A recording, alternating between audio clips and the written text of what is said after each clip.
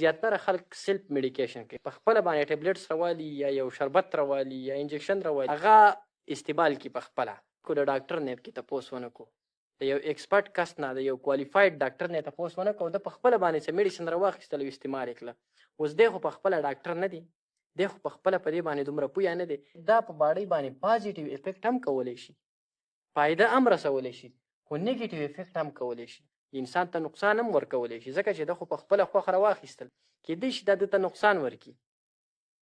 نو سیلف میډیکیشن چې دي که نه، چې انسان د ډاکټر د پرسکرپشن نه بغیر میډیسن راواخلي او استعمالوي، دې ته ویلی کېږي ډرګس، چې د هغه پازیټیو او نیګیټیو دواړه افیکټس کېدلی شي. خو چې کله یو ډاکټر تا ته میډیسن پرسکرایب کړي، ډاکټر ته ووایي چې دا میډیسن راواخله یا دا میډیسن درله در کوم او دا استعمال که، نو چې ډاکټر یې درکړي، ښکاره خبره ده، هغه خو یو ایکسپرټ دی، هغه په دې باندې پویه دی، نو هغه تعالی دې نه درکړي چې دا ستا په صحت باندې یو پازیټیو افیکټ وغورځوي، دا ستا صحت ته فایده درکړي، دغه ته بیا ویلی کېږي میډیسن. نو په ډرګ او په میډیسن کې دا غټ فرق شو چې ډرګ ته استعمالوي نو دا تا ته فایده هم شي درکولی، نقصان هم شي درکولی. او میډیسن هر هغه کیمیکل دی چې هغه ستا د فایدې دپاره استعمال شي، ډاکټر یې تا ته پرسکرایب کړي او تا ته ووایي چې د دې تا ته ضرورت دی، دا ته استعمال کړه، د دې به تا ته فایده میلاو شي. نو د ډرګ پازیټیو او نیګیټیو دواړه افیکټ کېدلی شي، فایده هم درکولی شي او نقصان هم درکولی شي.